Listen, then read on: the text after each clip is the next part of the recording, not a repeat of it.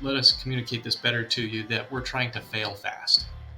We're trying to try different ways of doing things and find out what works best, so that we can take those principles and implement it into the workflow. So you are going to see several iterations, and just know that that's okay, because we are a business in transition, and we do need to find out workflows and topics and things that really work for us, and that's going to take some time. Welcome to the News Nirvana podcast. I'm your host, Nick Parker. The News Nirvana podcast features conversations with media professionals from across the country, highlighting our ever-evolving business models and showcasing the strong and effective journalism produced each and every day. This podcast is made possible to you by the generosity of Blocks Digital. Blocks Digital empowers content producers to connect with their worldwide audiences at scale and continuously transform to achieve their business goals. Contact Blocks Digital today to learn more about how they can help you thrive, and you can connect with them at blocksdigital.com. Hello, and welcome back to the News Nirvana podcast. I'm your host, Nick Parker. With me today, Jared Frank, the newly minted digital sales manager for Kohl's. Congratulations on the promotion, by the way. And Yeah, Josh, you call it that, yeah, sure. Hey, look, anytime you change your title, we get to call it a promotion, right? Sure, yeah. I can't tell you how many times I've changed my title over the 20 years I've been there, but yeah, I'm still doing what I'm doing. That just means you're working hard and you're successful. Right? And welcome Josh Kidd, streaming director for Block Communications. How's it going? Thanks for having me. So look, as we've moved in and we're halfway through now our second season of this News Nirvana podcast, there have been kind of two ongoing themes. Everybody's talking about AI right now and how to use it and what our rules should be. And everybody's talking about we have to change our thinking and our workflows to think digital first, to utilize video more often, whether that's building fast channels, whether that's, either better utilizing or instituting OTT. But what we haven't really done is taken really a dive into the hard part of that, which is, okay, we're going to do it. How do we do it? It can be a daunting task, especially I think when people decide to do a fast channel, because then that's a lot of content. How do we actually approach coming up with a plan? And so, Jared, when you and I met a week ago, I think, and started talking, you had some interesting thoughts. So I thought that was kind of a good place for us to start. Like, okay, yes, thinking digital first makes sense, but how do we actually do it? How do we actually do it? And there's two halves to that. There's the technical side of it, like how do we set this up? What tools do we use? That kind of thing. Who do we build it internally? Do we third party it and have them build it for us? That's the technical part. And you've talked a lot about that, right? Right. Then the bigger question is, what do you put on it once you build it? And that's the tricky part. It's fairly simple to build those out technically, but it's a real challenge to really think through things and say, what content are we going to put on those channels, and can we monetize it, and is it going to be something that the viewers are going to want? That's the challenge. Right. And I think, everybody looks at this and says, oh yeah, we have a lot of content. We can repurpose content. We're collecting it in all the different ways, right? We've got written stuff. We've got video. We've got audio. We've got all of the content in all the ways, but it's still, do we have enough?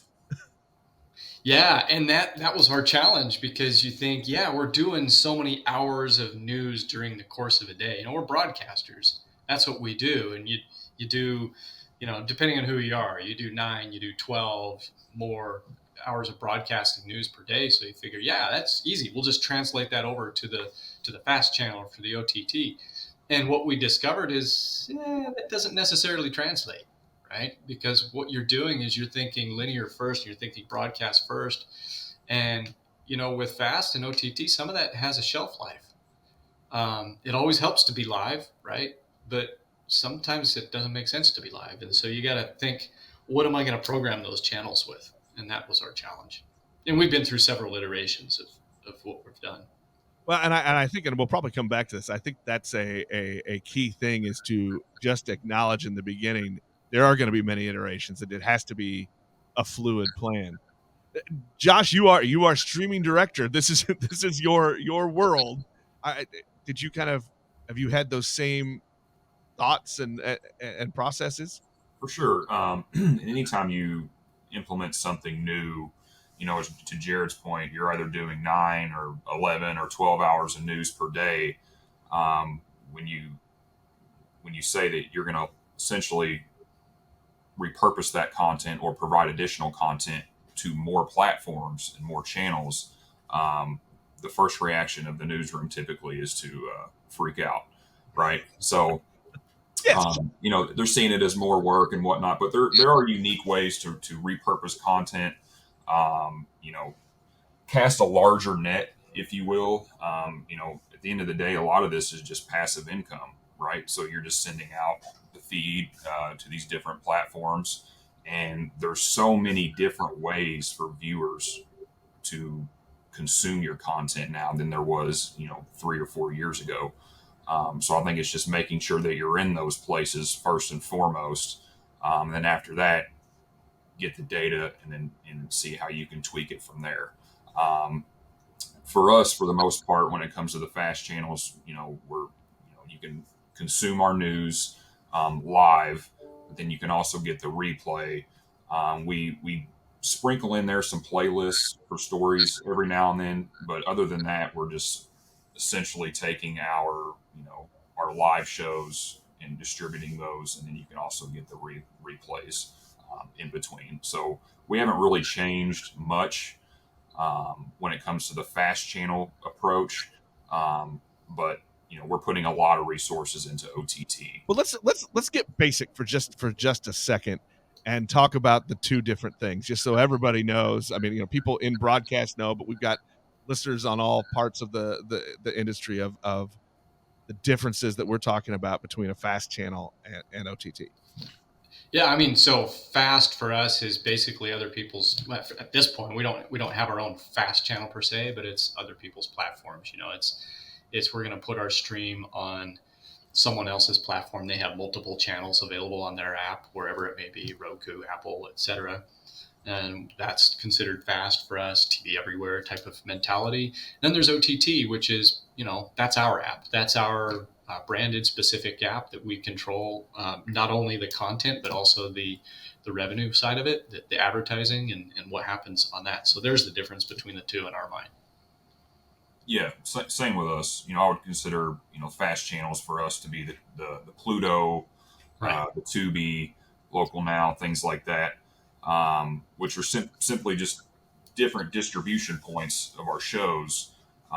Whereas the OTT apps are our owned and operated product, where we have a lot more control over that with original content, live sports, newscasts on demand, things like that.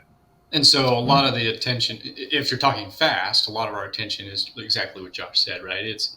We're going to provide a stream to the fast channel. A lot of it is just newscast and newscast replay, and very rarely are we going to really focus on anything beyond that, because it's kind of like what you said, Josh. Is passive, right? We'll take the revenue from that, but we're not going to focus on that entirely. We're going to focus on what's ours. I think that was the lesson we learned from Facebook, to be quite honest. Is that's nice that we're programming somebody else's platform, but in the end, it's someone else's platform and they control it. And if this fast channel over here decides one day to totally change the model, then we're up a creek. So we have to develop our own and try to keep ownership of what we own. I think that's a good point and good comparison too. When Facebook first boomed, right, we were all trying to figure out how do we program for them. When it was this concerted effort, like you got to be on Facebook, you got to be live on Facebook, you got to update Facebook, multiple times a day, and then it was like, okay, we're not making any money off of this, Right. So, this couple of years of Facebook being top of mind, and it was like, okay, let's pump the brakes a little bit, because at the end of the day, it's not a moving the needle in terms of revenue. Right. I think that's been a struggle with a lot of people. Is you need it, right? You have to have those social media presence, but it doesn't make us money, and it doesn't always lead to traffic back to our platforms. Right. No, and that's really been the goal, right? Is to get the traffic back to your own platforms. That's really where our focus is right now, because that's something we can control. And And so a lot of our workforce, a lot of our attention, a lot of our efforts are now geared towards producing content for our own platform and getting as many people to our own platform as we can. Right now, that's OTT, right? Our own apps on Roku, Apple, Fire, etc. Who knows? Does the future hold for us a fast channel of our own? I don't know, but that's something that we have to consider and we have to look at long term. Something that, yeah, we are looking at. But for now, let's focus on producing content for what we own, which is OTT. To your point, I think, what does the future look like? I mean, if we revisit this conversation a year from now, I mean, who knows how things are going to look, right? Yeah. Just two or 3 years ago, none of this was even, the things we're discussing now weren't even a thing. So, just the way that this industry is changing at a rapid pace, it's pretty intriguing. But you got to stay on top of it too, or you'll get left behind. So, it's interesting. And I wonder, this is going a little different than I thought, but I wonder too, like how important it is for us to have those owned channels, because the social media world is in such a, especially right now, such a state of flux, right? Like, is Twitter going away? I don't know. It's X, by the way. Oh yeah, sorry, X. Meta launched Threads. Is that actually going to turn into a thing? Who knows? I don't know. There's the others. There's Blue Sky. There's all these others that are trying to pop up. But to me, that makes it even more important that we own our own places.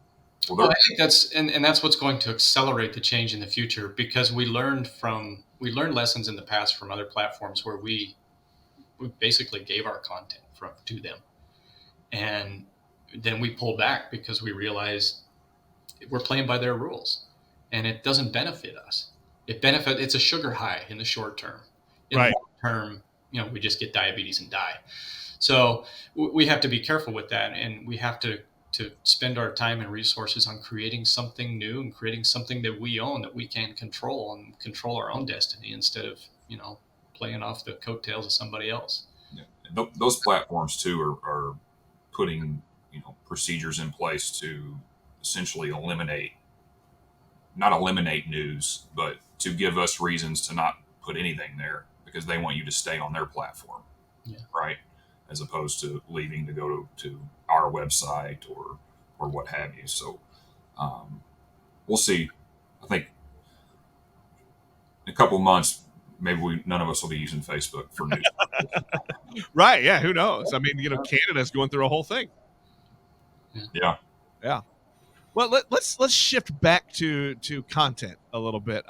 You both talked about how replay is a big deal for you. But let's talk about, everybody says repurpose. We're gathering lots of content. We can repurpose it for the different channels and different avenues of delivery. What does repurpose mean to you guys as you're looking at the content that your staffs are producing? For us, before we kind of, rebranded our OTT app, essentially it was a recycling center of what you would get on the website or the shows.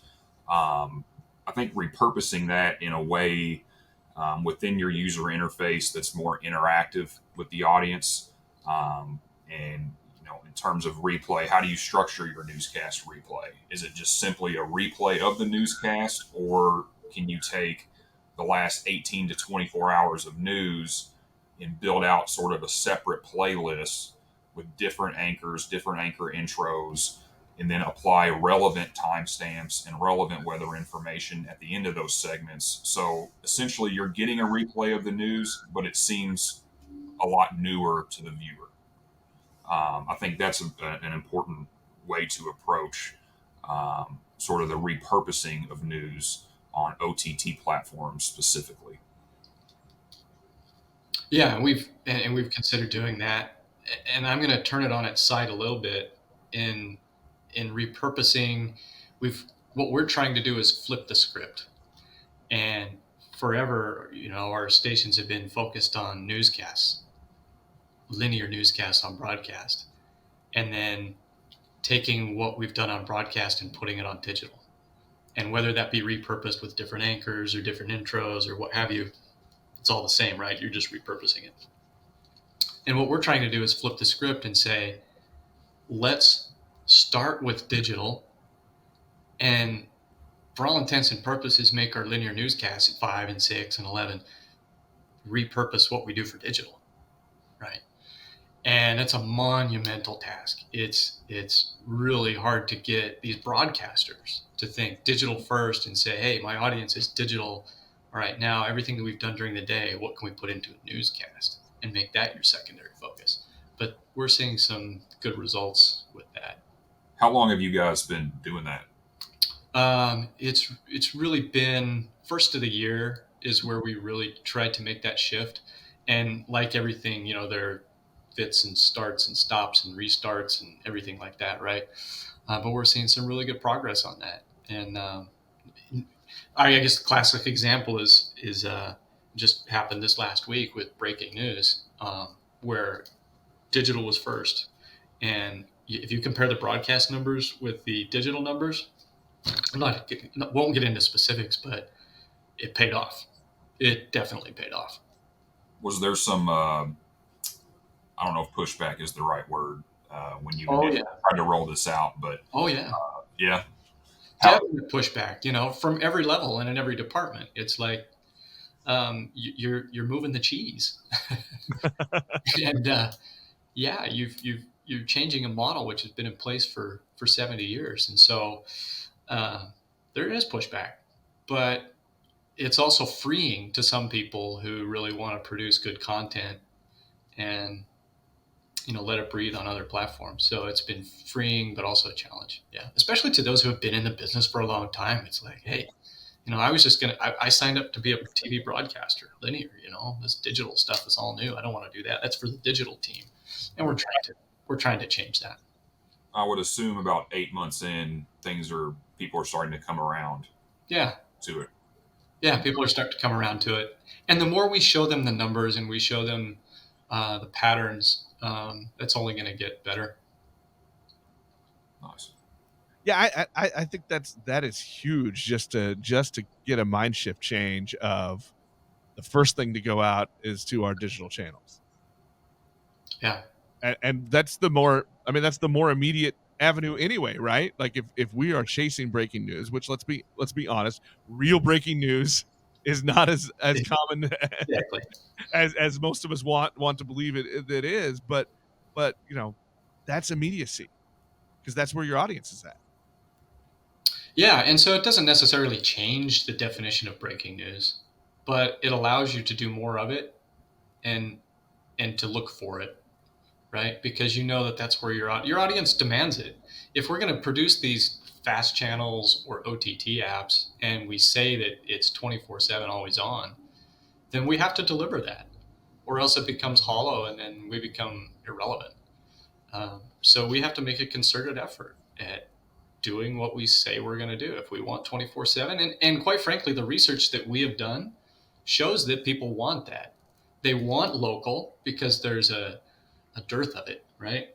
Right. And they want more of it.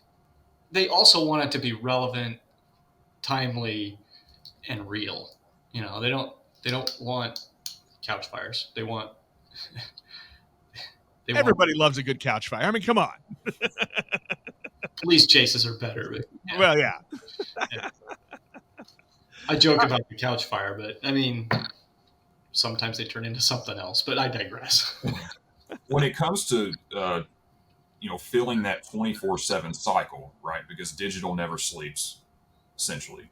Yeah. For smaller markets, there's not a lot going on. Yeah. So trying to fill that, it can be tough. And something that we've struggled with here is just the repetitiveness of trying to fill that, right? So I'm a firm believer that cover more national and worldwide news. I mean, there's a lot going on in the world that, frankly, is more important to us than what's going on at the local level, and affects us more. So what is your take on, that aspect of it? Have you guys talked about, ever since you've taken this new digital approach, covering more worldwide or national news as opposed to trying to cast a larger net at the local level? Yeah, I think that has played into it, and we do that to some extent because we use the definition of local pretty broadly. Local isn't necessarily what happens in your local markets, but what is important to the people in your local area. So the Republican debate last night, yeah, that may not be local, but it has local interest, Mm-hmm. right? And so it's local news, and that's something that you cover. And well, Fox won't give you the video, so Right. but you get my point. So yeah, you have to expand your horizons. But the other thing that it does, if you're focused on this local and you're focused on your OTT and what you own, is it allows you to breathe a little bit. No longer are you beholden to the minute and a half packages VOSOP from your reporters out in the field, but it allows you to take those stories and broaden them and treat them a little bit differently, and you're not beholden to time, so you can go more long form when it requires it. You can do talkbacks. You can break that topic out. One of the things that we've experimented with is to do topic driven days for our digital channels. Whether that be a day on cancer, whether that be any relevant timely topic that we need to address. I think there was a mental health day that we did, and so we'll take maybe not 24/7, but a good chunk of the day is dedicated to producing local stories of interest on that particular topic that's relevant, and that allows us to fill more space in that linear channel on digital. And also provide some decent stuff that we can, for lack of a better term, repurpose on linear broadcast, and make an impact there as well. So that's one of those iterations that we've gone through, right? But that's kind of the last one that we've landed on. The News Nirvana podcast is made possible by the generosity of Blocks Digital. Blocks Digital empowers content producers to connect with their worldwide audiences at scale and continuously transform to achieve their business goals. Contact Blocks Digital today to learn more about how they can help you thrive. Connect with them at blocksdigital.com. I really like that, and I think over the last few minutes you said a couple things. One was people do want more local. They want to know what's happening in their backyard. They want to know how whatever you're talking about affects them, but then to be able to expand and do bigger stories. Have you seen your reporters and your photographers have really are they the ones to lean in first because they get to do a little bit more? It's funny because you would think that they would be the leaders on this because they don't want to be cut, right? Right. Tell their story. That's why they got into the business. I want to tell these great stories. But then you tell them, okay, you got 5 minutes to do your story, and it's like 5 minutes, I can't do that. So yes and no. But this latest iteration is really interesting because on one hand, it's a stress because you've got to totally change your focus of doing your 1 minute packages for broadcast and instead blow it up and go bigger, and that is a stress for them. But on the other hand, it is freeing and it gives them an opportunity. And so you kind of have this, they resist and embrace at the same time because it's just new. Right. Yeah. New's always hard. It's uncomfortable for them. But once they get into the pattern of it, it's like, oh, okay, this is all right. I can get into this. And those who already are doing the long form pieces love it because they can do whatever they want on that piece. So when it comes to the day-to-day, you mentioned digital first, essentially linear second, right? Yeah. When it comes to the day-to-day of the day turn news packages, if you will, have you guys given them directive to produce a 2 to 3 to 4 minute piece and then a cut down for the linear shows? Because I would imagine that the show producers aren't going to roll with a 4 minute package, right? So is that kind of the approach? That's kind of the approach. It's go as long as you want on this, tell the story, and then for broadcast, here's your time. You got a minute 25. Okay, so we'll do a version for that. So think long form first. Yeah. And then yeah. If it requires long form, then go long form. I don't know, my old writer brain, and like print is my background, but my old writer brain is always like, you only give me 100 words. I need 10,000. Yeah. Right. And it depends on who you talk to and what the topic is, but yeah, that's the mindset. And we're trying to get more people to think like that, because it is, like we talked about, it is a big shift. Well, it's muscle memory. Yeah, it is muscle memory, and we don't have it down perfectly. I talk about it and I say this is what we're doing, but the fact of the matter is, it's something in progress. Well, we're trying to train our people to go. We've kind of hit on this a couple times, and so I'm curious for the two of you and your departments and staffs. How important is it to kind of preach that we have to have this flexibility? You've got to be ready to rethink and readjust, just because technology changes, audience use of these channels changes. You're going to always have a new iteration. How important is it that everybody just needs to, when they're thinking digital first, needs to think also flexibility? Yeah, I'll take that first, because that we learned a lesson when we went through a brand change not too long ago, and we started focusing in on this digital first mindset. There was a lot of confusion, and I think we could have done better at communicating it, but it came to a head when we made another iteration. We made a change, and a lot of the staff was a little upset, like, we don't know what we're doing, and so then the phrase became, hey guys, let us communicate this better to you, that we're trying to fail fast. We're trying to try different ways of doing things and find out what works best, so that we can take those principles and implement it into the workflow. So you are going to see several iterations, and just know that that's okay, because we are a business in transition, and we do need to find out workflows and topics and things that really work for us, and that's going to take some time. And since then, people are like, okay, I get it now. So we're willing to roll with the punches a little more. That doesn't mean that people aren't frustrated with the changes and different iterations, but at least it's expected now that, yeah, okay, what we're doing now, it may be frustrating for one reason or another, but it's going to get better because we can change what doesn't work. No, that's cool.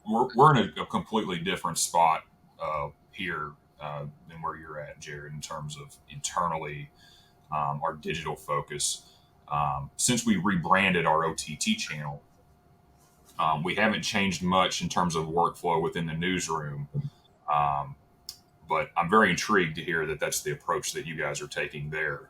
And it seems to be working well, up to this point, with some, minor hiccups in the beginning, which is expected anytime you rip the Band-Aid off, right? I mean, you've been doing something the same way for 70 years. But we've hired content producers to produce original content for our OTT platform. And we've had that implemented for a month. So we're slowly starting to get the data back, and then we can make adjustments from there in terms of how it's presented on the platform and whatnot. But we haven't changed much internally as far as our digital focus within the newsroom, outside of the norm, which is you got to write a separate script for web and things like that. But having them create content for digital and then cut it down for linear, I think is a really solid approach that I'm actually going to talk to them about after we get done with this call. There you go. So and your colleagues listening are going to be a little upset at you right now. Right. No, and I think that's great that you've hired content producers specifically for that platform. I think that's fantastic, because it shows everybody else where your focus is. Mm-hmm. And I kind of envy that you have people specific to that platform producing content. And yeah, I mean, the only difference is, we're trying to move everybody over to that. But I think some combination of what we've got going on would be pretty successful in the long run. Well, the initial thought for me was, you know, to justify hiring Yeah. producers was to check off multiple boxes. You know, is the original content that we're going to produce, will it generate revenue? So we're trying to check that box. Is it going to be interesting or entertaining or hold some type of value to the viewer? Trying to check that box. Yeah. And then promote this content and get the word out so that way it'll generate more eyeballs and sampling on the platform.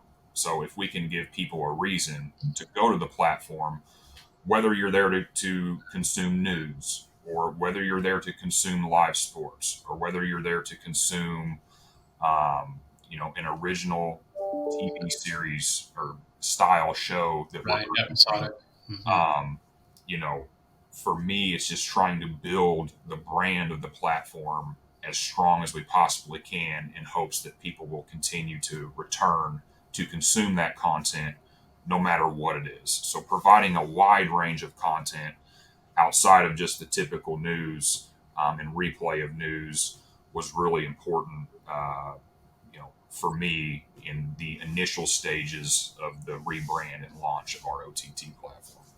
So can I ask a question on that? Sorry. But so when you talk about different range of content, what have you experimented with? Have you found one type of content works better than another for revenue and traffic? Yeah. So right now it's the bright shiny object, right? So we approach a client and we have a Netflix style landing page, for instance, for our Weather Plus is what we would call it, or Yeah. we have this original show that I wrote up called Crossroads, and it's essentially we're traveling around the states of Indiana and Kentucky and highlighting unique places, small towns, kind of reinvigorating that community pride, if you will. Um, so we would approach clients and we would have this landing page with, you can be the title sponsor of the series. Hmm. And then you get this real estate essentially on the app. And then I can also create this content in a playlist on a pseudo linear stream that's right next to our 24/7 news stream. So it's taking up really two pieces of real estate within the app. So it's getting more eyeballs. Right. So that's doing pretty well. The live sports, we had our first live football game last week. It did very well. So between the news, the sports, and then that specific show that I mentioned, those are the top three most consumed pieces of content on our app.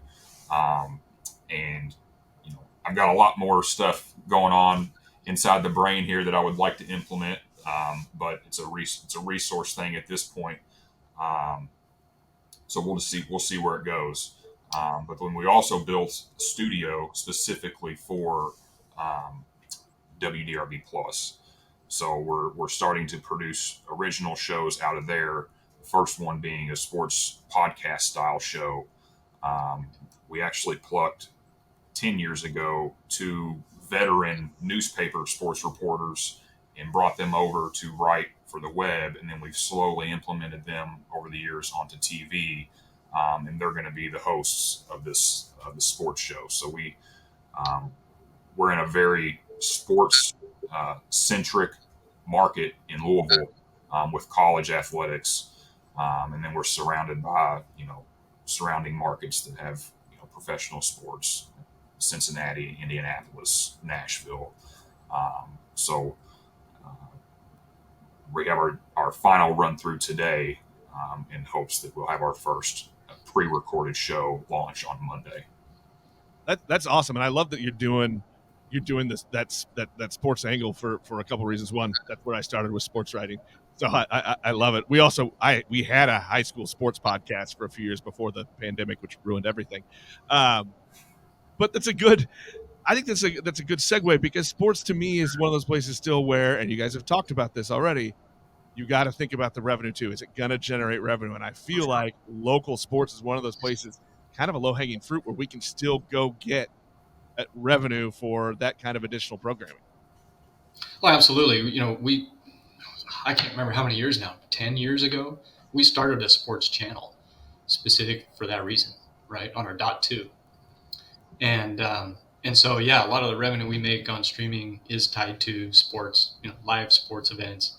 And I like your thinking, Josh. We're thinking down that road as well as producing, content, sports specific content that isn't live games, but it's your talk show type format. Mm-hmm. So nice to see that you've gone down that road where we're going to have to talk. But that definitely is a huge opportunity.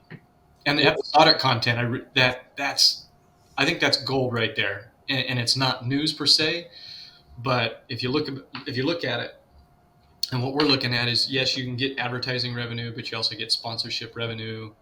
Then you get some sponsored content revenue in there. So there's many different angles and facets of that effort right there that we're really looking at that is attractive. And it's not just revenue, but new revenue, right? So it's the new dollars coming in, right? That's nice. And we lucked out because we have a private school here locally that has a very robust multimedia program.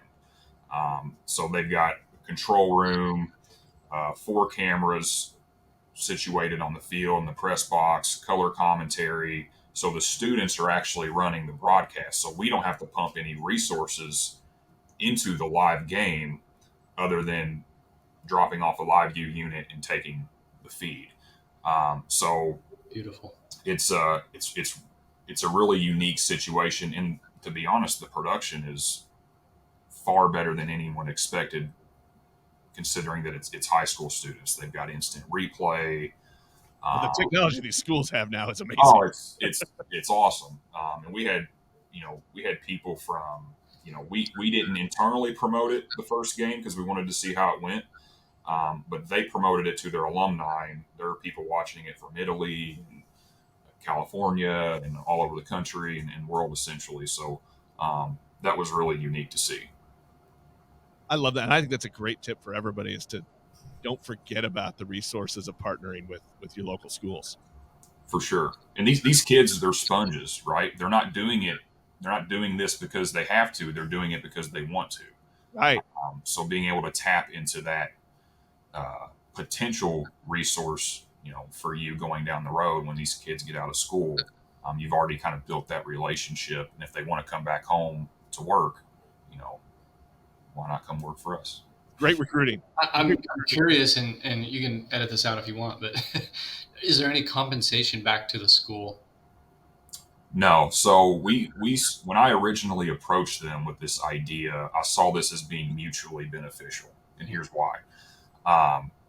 Throughout the entirety of the broadcast, whether we're pre-game, post-game, or at halftime, it's essentially a promo for the school.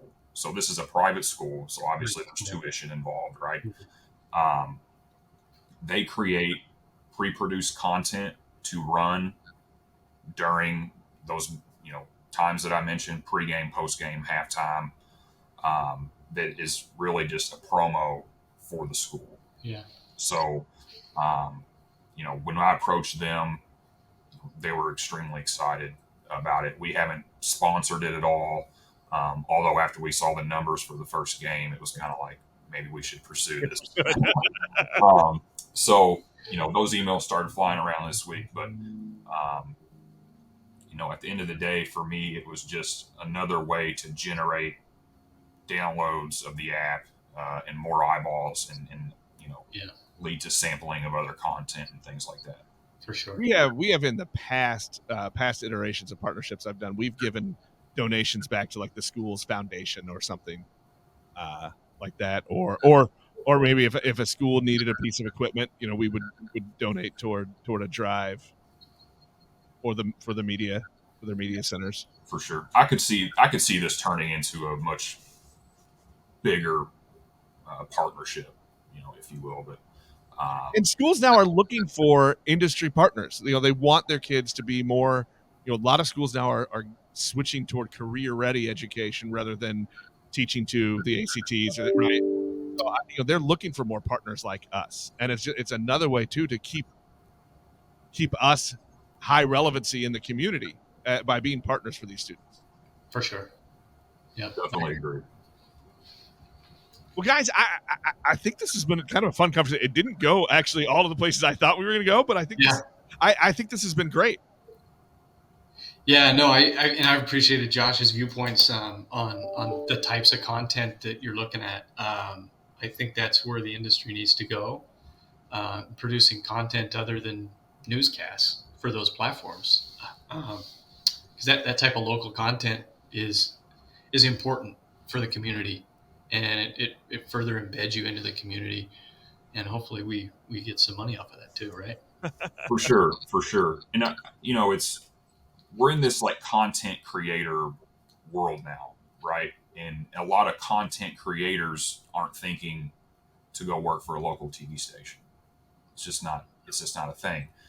But if you look internally and you set people up to kind of be in that content creator role, if you know you have some photographers or MMJs or reporters that have a more authentic delivery, and you have some photographers that you could see if given the opportunity or the resources to create long form content that's not really along the same lines of a traditional day turn package or a digital focused day turn package like you guys are doing.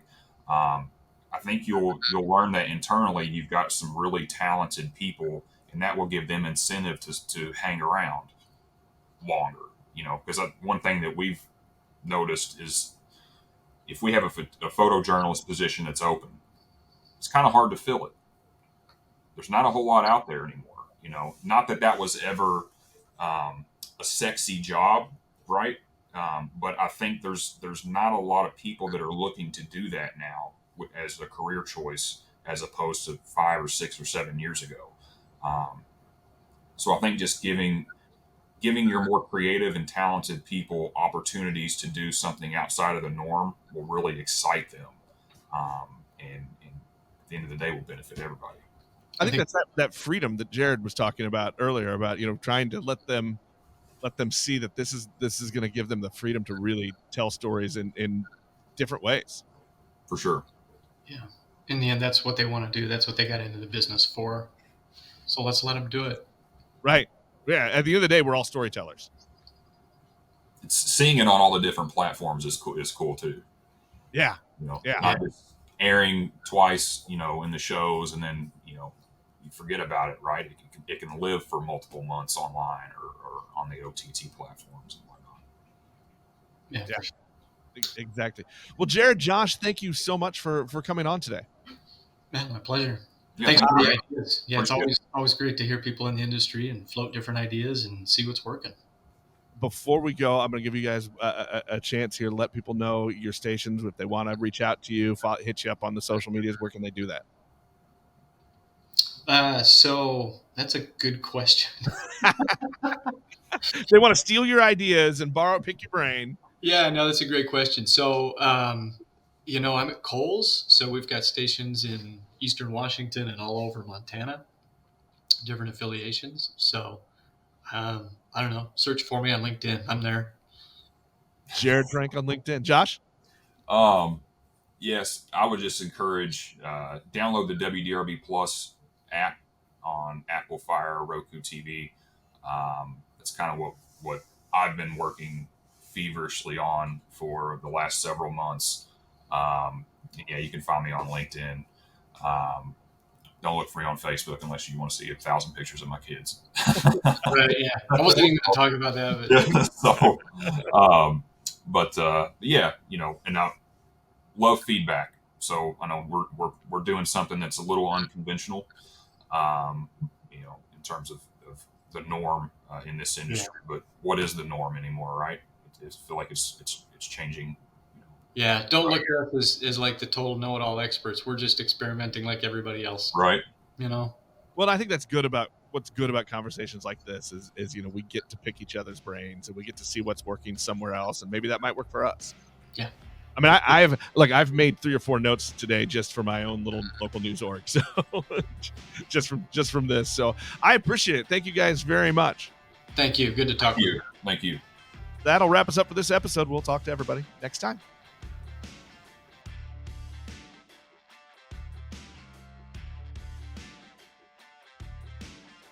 The News Nirvana podcast is available on Apple Podcasts, Google Podcasts, Spotify, or most any of your favorite podcast apps.